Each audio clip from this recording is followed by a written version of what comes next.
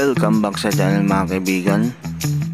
Sa video natin ngayon mga kaibigan, isang 12 volt lithium ion polymer ang ating babantayan or oobserbahan. Sa ngayon mga kaibigan, re-recharge ko yung 12 volt polymer. At ito yung dating mga battery na exposed na ginamit ko yung last video. Okay, 3.7 parallel. Ngayon ginawa ko siyang 12 volt. Ngayon naman mga kaibigan, dito sa clip na to, dahil na full charge na siya, i-discharge ko naman siya. Ito yung kauna-una na i-discharge ko siya. Yan din yung kauna-una na na-recharge siya. Kaya kung medyo nagbabago yung voltahe niya, so pasensya nyo na mga kaibigan, hindi siya accurate sa ngayon.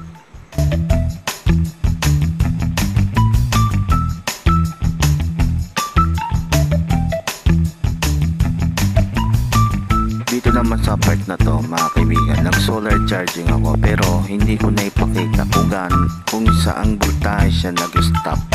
Okay, mga ganito kasing bagay mga kaibigan. Actually low bat talaga siya, nilo-low bat ko siya. Okay, yung na-recharge na siya sa araw, umakyat siya na 12.6. ayan, so tuloy yung discharge sa kanya. Ito nga palang BMS, ayan yung tinuturo ko dyan sa clip na yan. Bypass ko na yung kanyang negative battery to negative power. Okay, para hindi na siya mag-control. Kasi itong mga cheapest na BMS kasi masyadong advanced sila mag-hold ng voltahe kapag more than 12.6. pag umabot ng 12.7, 12.8 nagka-cut off siya, tsaka hindi siya pwedeng nire-recharge mo tapos habang ginagamit mo, hindi siya pwede sa ganun. Kaya bypass ko na lang siya. Kaya naka-wire yung battery negative tsaka yung power negative para ma-unlock yung, or kaya mawala yung yung protection niya. Ikat na muna natin yung sinasabi ko tungkol sa protection ng BMS. Dito tayo muna. Ito, double check ko siya. So 12.6 to 10 volts. Kaya naman niya i-recharge yung isang power bank na may 30,000 milliamperes. So kaya niyang i-recharge yung 30,000 milliamperes mga kaibigan, kasi nga itong battery natin is 12.6. okay, kaya kaya naman niya. Diyan nagsimula ako dyan mga kaibigan, naka 1 bar siya. Ibig sabihin hindi pa siya totally low bat, siguro meron siyang 30% na laman.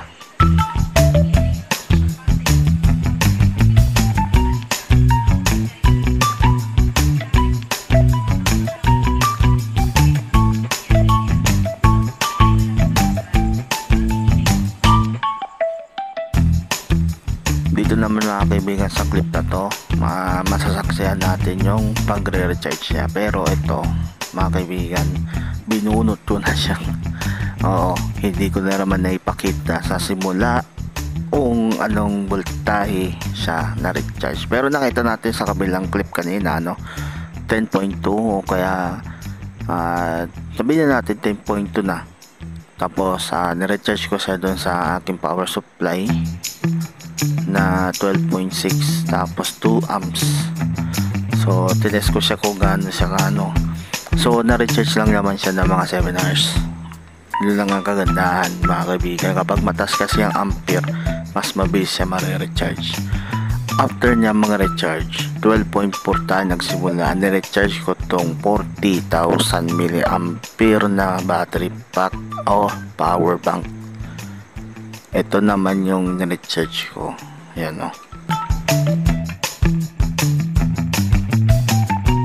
Dito naman sa part ng video mga kaibigan na 11.2 na yung state of charge o kaya yung voltahe ng ating 12 volt na polymer.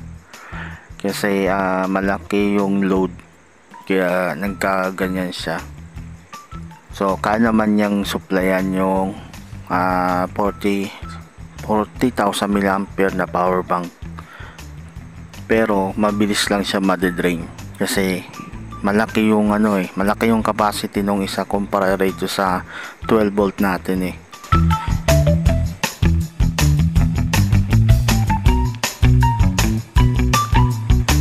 Ngayon naman mga kaibigan, ipapakita ko sa inyo yung voltage ng ating pagre-recharge, which is 12.6 na yon, commonly 12.6 na yon. Tapos yung ampere, ipapakita ko rin sa inyo na 2 amps yung ano ko dito, kasi yung last time pala naka 1 amp lang yun. Okay, naka 1 amp lang siya, tapos ngayon ito 2 amps ko siya. Okay,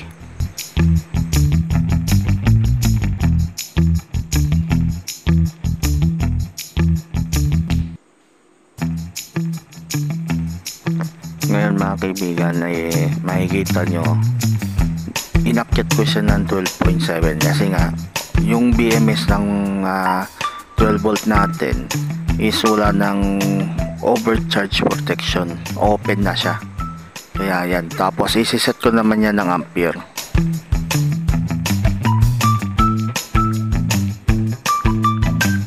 Sana na nakikita ng maayos to mga kaibigan, no? Yung multimeter natin is nakaset na siya ng 10 amps. So ampere na yung titignan natin ngayon.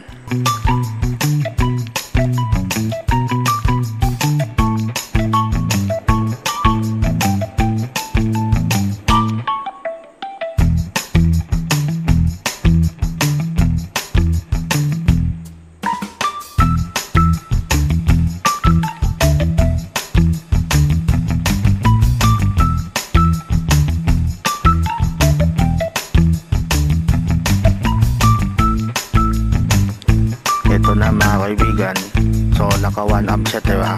Isiset ko siya ng 2 amps mga kaibigan para bumilis-bilis naman ng konti yung pagre-recharge na, no? Tapos obserbahan natin yung pagre-recharge niya. Okay,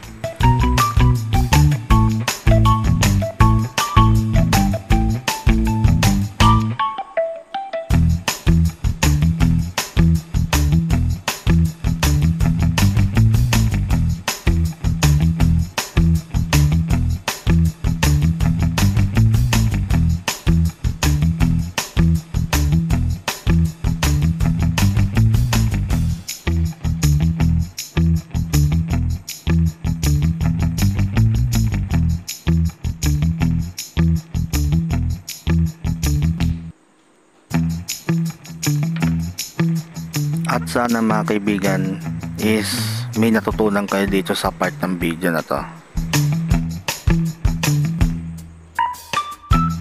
Dito naman sa video na to mga kaibigan, pinapakita ko rito na 11.2 na yung laman ng ating 12 volt.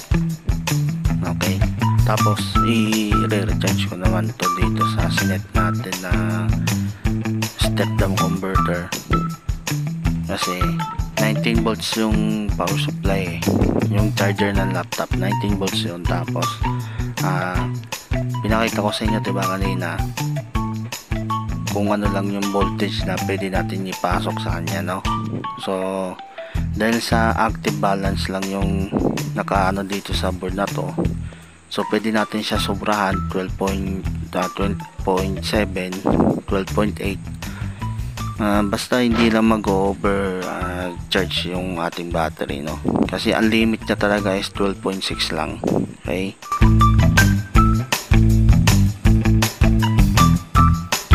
kung sakali naman mga kaibigan na gayahin nyo yung ganitong method, make sure na binabantayan nyo yung battery pack kasi sumobra na yung init kasi tandaan nyo rin na lithium polymer yung ating battery. Okay, tapos dito naman mga kaibigan, so chinarge ko yung ano natin, hindi ko pa siya inaano talaga ginagamit. So tignan naman natin yung self discharging nya. Okay, panoorin nyo lang tong time lapse na to kasi simula yung chinarge ko siya ng gabi hanggang sa umaga So tuloy-tuloy lang yung charging niya kasi wala nang papasok na ibang voltahe sa kanya kundi 12.7 lang. Ayan, ito gabi na to mga kaibigan eh. Gabi na yan. So tignan natin yung self-charging niya. Self-discharging, okay.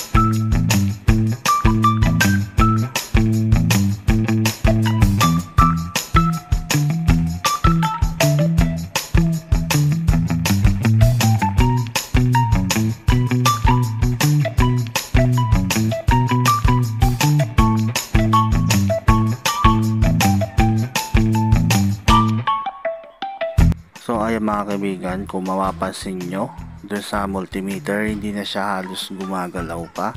Nag-i-stuck na lang siya dun sa 12.70, diba? Pumapalo-palo na lang siya ng 70 tapos 71. Yan. So naano ko rito is mainit siya kasi dapat 12.6 lang. Kung nagkahabol po kayo dito sa dulo ng aking video, maraming salamat mga kaibigan sa muling pagtambay nyo rito sa channel na to. So sana may naiintindihan kayo dito sa nilalaman ng video ko.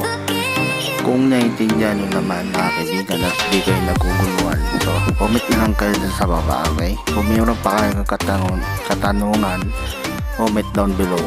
Tsaka Merry Christmas sa inyo mga kaibigan.